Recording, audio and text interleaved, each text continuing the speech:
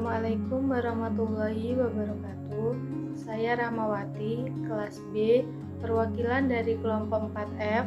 Saya akan mempresentasikan tugas praktikum biologi molekuler, yaitu transformasi DNA, isolasi DNA plasmid, dan elektroforesis DNA menggunakan gel agarosa. Dosen pengampu APT DRS Ibrahim Arifin MSc, asisten dosen Istiqomah. Transformasi DNA. Transformasi adalah suatu proses transfer informasi genetik dengan bantuan potongan DNA ekstraseluler. Dalam hal ini, fragmen DNA yang berasal dari bakteri donor diambil oleh bakteri lain dalam kedudukan sebagai bakteri resipien. Jika bakteri donor dan bakteri resipien berbeda secara genetik, maka akan dihasilkan rekombinan yang terbentuk melalui peristiwa pindah silang yang melibatkan fragmen DNA dari donor dan DNA atau kromosom resipien. Menurut Russell 1992, berdasarkan penelitian bahwa suatu bakteri dapat melepaskan fragmen DNA-nya ke dalam suatu medium yang kemudian akan masuk ke dalam sel bakteri yang lain dalam kultur tersebut.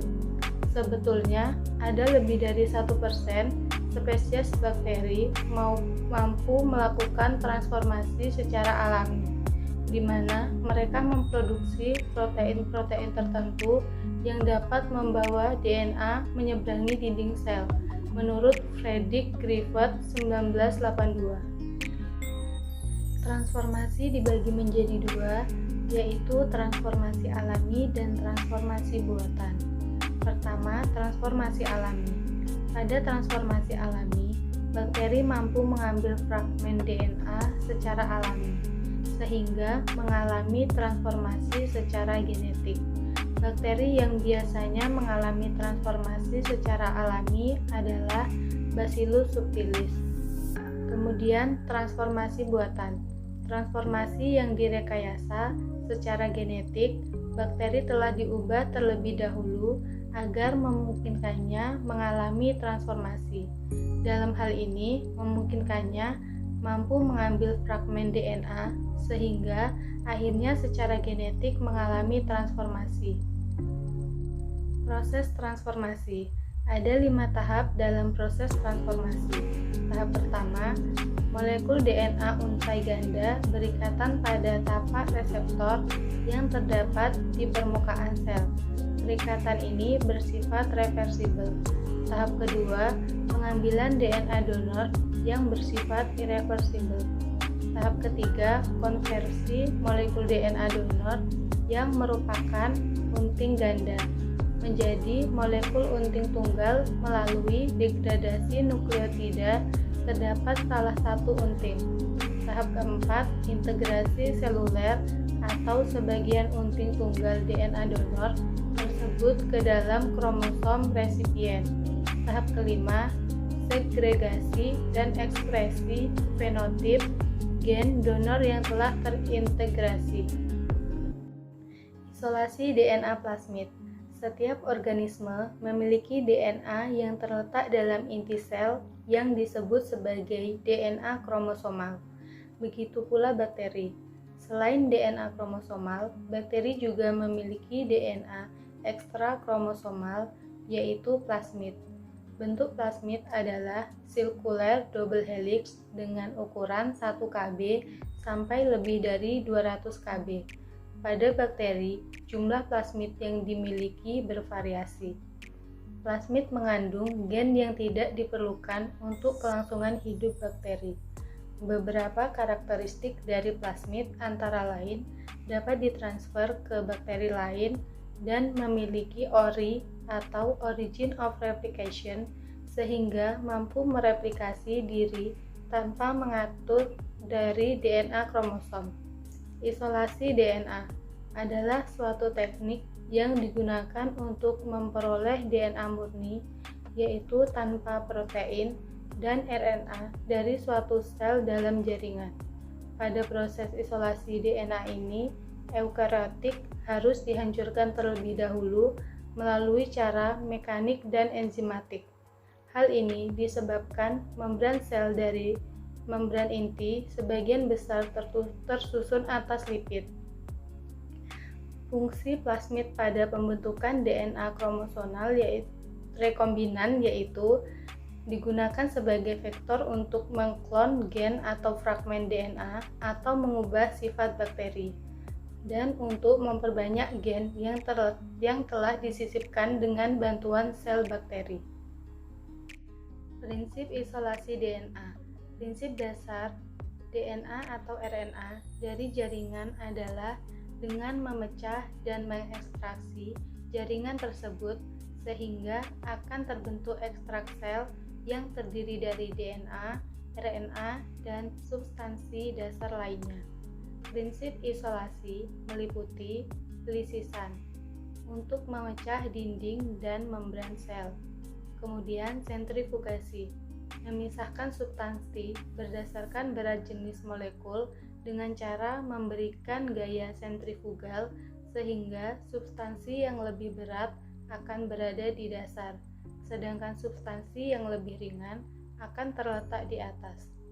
Teknik sentrifugasi tersebut dilakukan di dalam sebuah mesin yang bernama mesin sentrifugasi dengan kecepatan yang bervariasi.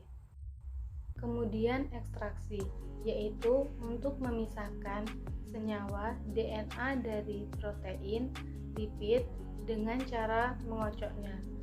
Kemudian purifikasi, yaitu untuk memurnikan DNA dari kontaminasi seperti senyawa sekunder atau fenol dan polisakarida.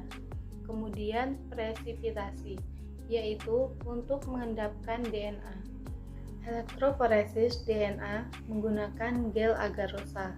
Menurut McDeldy tahun 2012, elektroforesis adalah teknik yang digunakan untuk memisahkan dan memurnikan suatu makromolekul, khususnya protein dan asam nukleat, berdasarkan perbedaan ukuran. Elektroforesis merupakan metode yang paling banyak dipakai saat ini dalam percobaan biokimia dan biologi molekuler. Elektroforesis gel agarosa adalah teknik yang paling banyak dibuat dan secara rutin digunakan di laboratorium klinis untuk analisis protein dan DNA pada berbagai cairan biologis seperti serum, urin, dan CSF. Teknik ini merupakan teknik yang menggunakan prinsip elektroforesis zona. Seperti yang diketahui, molekul protein bermigrasi pada medium padat atau gel yang direndam dengan suatu larutan penyangga di bawah pengaruh media listrik. Migrasi ini tergantung pada muatan listrik, titik isoelektrik bersih, dan massa molekul protein. Elektroforesis digunakan untuk menyediakan informasi mengenai ukuran, konfirmasi, dan muatan dari protein dan asam nukleat. Elektroforesis dalam skala besar memungkinkan untuk digunakan sebagai metode pemisahan yang dapat digunakan untuk menentukan komponen dari protein atau asam nukleat setiap individu. Elektroforesis gel memiliki beberapa komponen yang terdiri dari: pertama, COM, digunakan untuk membentuk well pada gel agarose. Kedua, tray, digunakan untuk sebagai cetakan gel agarose. Ketiga, chamber, digunakan sebagai wadah gel agarose. Keempat, sumber listrik, digunakan untuk memberi arus saat proses elektroforesis. Ada 3 jenis gel yang dapat digunakan dalam elektroforesis DNA. Pertama, gel poliakrilamida denaturasi berfungsi untuk memurnikan penanda oligonukleotida dan menganalisis hasil ekstensi primer. Kedua, gel alkalin agrosa berfungsi untuk memisahkan rantai DNA yang berukuran besar.